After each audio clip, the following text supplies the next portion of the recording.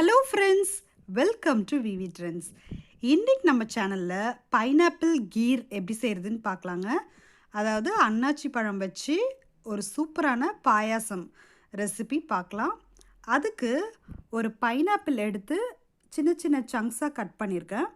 அந்த கட் பண்ணது வந்து 1 கப் கிடச்சிருக்கு. இப்போது ஒரு பாத்திரத்தில் 1 கப் தண்ணி வச்சுட்டு அது கொதித்த உடனே 4 டேபிள் ஸ்பூன் ஜவ்வரிசி போட்டுக்கலாம். அது வந்து நல்லா வேக வச்சிடலாம். அதுக்குள்ளே நான் அந்த கட் பண்ணி வச்சுருக்க பைனாப்பிளை வந்து மிக்ஸி ஜாரில் மாற்றிட்டு அது கூட நான் வந்து ஒரு 2 டேபிள் ஸ்பூன் ஒயிட் சுகர் சேர்க்க போகிறேன். ஏன்னா வந்து புளிப்பு இருக்கும் இல்லையா, அதுக்காக. இப்போ அதை அரைச்சிடலாம்.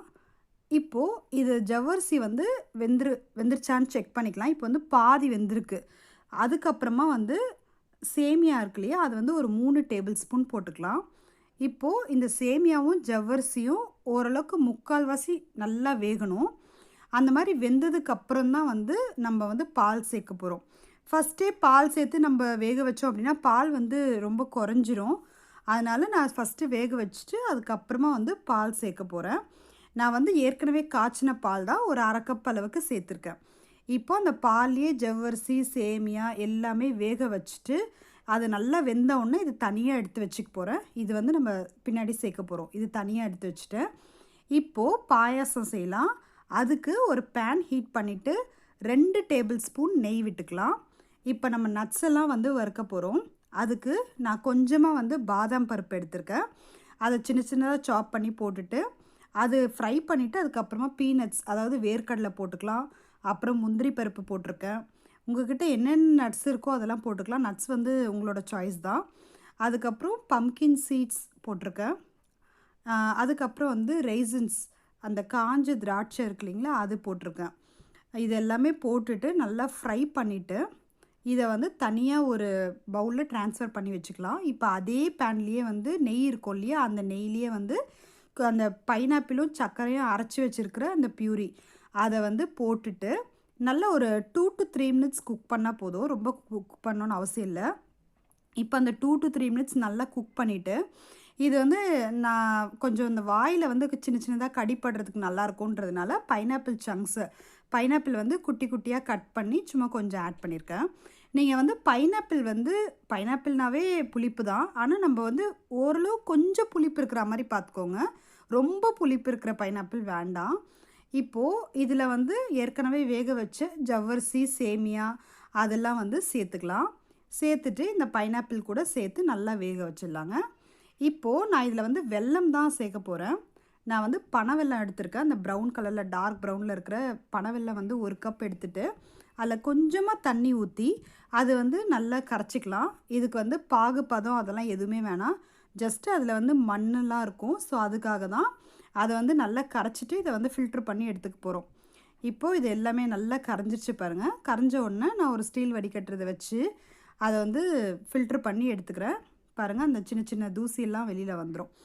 ஸோ இப்போ வடிகட்டிட்டு இப்போ இதை வந்து கம்ப்ளீட்டாக ஆறணுங்க. ஏன்னா பால் ஊற்றிருக்கு, வெல்லம் ஊற்றினோன்னா ஃபுல்லாக திரிஞ்சு போயிடும். அதை கம்ப்ளீட்டாக ஆற வச்சிடலாம். இப்போது இந்த பாயசமில் வந்து பார்த்திங்கன்னா நான் வந்து கொஞ்சமாக ஏலக்காய் தூள் சேர்த்துக்கிறேன். ஏலக்காய் தூள் சேர்த்துட்டு கொஞ்சம் நல்லா வந்து மிக்ஸ் பண்ணிக்கலாம். இப்போது இது கூட நான் வந்து ஃப்ரெஷ்ஷான தேங்காய் வந்து ஒரு 1/4 கப் எடுத்திருக்கேங்க. அதில் கொஞ்சமாக தண்ணி ஊற்றி நல்ல ஃபைன் பேஸ்ட்டு நான் வந்து வெறும் பால்லாம் ஊற்றல, தேங்காயோட தான் சேர்த்து ஊற்ற போகிறேன். இப்போ இது நல்லா அரைச்சிட்டு அதோட மிக்ஸ் பண்ணிக்கலாம். இப்போ தேங்காய் பால் ஊற்றுறதுனால உங்களுக்கு அந்த புளிப்புத்தன்மை எல்லாம் கம்மியாயிடும். நல்லா டேஸ்ட்டாக இருக்கும் பாயாசம். இது கூட அந்த மிக்ஸி கழுவி நான் ஒரு 1/2 கப் தண்ணியும் ஊற்றிக்கிறேன். இப்போ இது எல்லாமே வந்து மிக்ஸ் பண்ணிவிட்டு கம்ப்ளீட்டாக ஆற வச்சுட்டேங்க. பாருங்கள், இது நல்லா கொஞ்சம் கெட்டியாயிடுச்சு ஆறின உடனே. இப்போது இது நல்லா ஆறின உடனே தான் அந்த ஏற்கனவே ஆற வச்சுருக்கிற அந்த வெள்ளை கரைசல் இருக்கு இல்லையா, அதையும் ஊற்றி மிக்ஸ் பண்ண போகிறேன். ரெண்டுமே ஆறணும். அந்த ஜாகரி சிரப்பும் ஆறணும், பாயசமும் ஆறணும். இது ரெண்டுமே ஆறினதுக்கப்புறமா நீங்கள் மிக்ஸ் பண்ணிக்கோங்க. ஏன்னா நம்ம ஏற்கனவே பால் ஊற்றிருக்கிறதுனால சூடாக நீங்கள் அந்த வெல்லம் ஊற்றுனீங்க அப்படின்னா திரிஞ்சிரும். அதுக்காக தான். இப்போது இது வந்து மிக்ஸ் பண்ணிவிட்டு இது கூட நம்ம ஏற்கனவே ஃப்ரை பண்ணி வச்சுருக்கிற நட்ஸு அதெல்லாமே சேர்த்து நல்லா மிக்ஸ் பண்ணிக்கலாம். இப்போ இது எல்லாமே சேர்ந்து ஒரு 2 to 3 நிமிஷம் வந்து நல்லா ஒன்றா சேர்ந்து கொதிக்கட்டும். ஸோ இது எல்லாமே கொதிச்சுட்டு அதுக்கப்புறமா நம்ம இறக்கி வச்சிடலாம். அவ்வளோதான். ஒரு 2 நிமிஷம் இல்லை 3 நிமிஷம் கொதிச்சா போதும். இப்போ பாருங்கள், ஏன்னா எல்லாமே வெந்துருச்சு. ஏற்கனவே சேமியா ஜவ்வரிசிலாம் வேக வச்சது தான். அவ்வளோதாங்க, சூப்பரான நம்மளுக்கு பைனாப்பிள் பாயாசம் ரெடி ஆகிடுச்சு. பாருங்கள், இப்போ ஆறுனதுக்கப்புறம் எவ்வளோ சூப்பராக இருக்குது பாருங்கள். இதில் வந்து புளிப்பு சுத்தமாக இருக்காதுங்க, அதனால் ரொம்ப டேஸ்ட்டாக இருக்கும். இந்த ரெசிபி வந்து கண்டிப்பாக உங்கள் வீட்லேயும் செஞ்சு பார்த்துட்டு எனக்கு ஃபீட்பேக் எப்படி இருக்குன்னு சொல்லிட்டு எனக்கு கமெண்ட் செக்ஷனில் சொல்லுங்கள். பாருங்கள், ரொம்ப நல்லா இருந்துச்சு இந்த ரெசிபி. இந்த ரெசிபி உங்களுக்கு பிடிச்சிருக்கோன்னு நினைக்கிறேன். இதுக்கப்புறம் ஒரு இன்ட்ரெஸ்டிங்கான ரெசிபியில் பார்க்கலாம். உங்களுக்கு இந்த வீடியோ பிடிச்சிருந்துன்னா மறக்காமல் விவி ட்ரெண்ட்ஸ் சேனலுக்கு சப்ஸ்கிரைப் பண்ணுங்கள். ஃபேஸ்புக்லேயும் போயிட்டு விவி ட்ரெண்ட்ஸ் பேஜை விசிட் பண்ணுங்கள். தேங்க்ஸ் ஃபார் வாட்சிங்.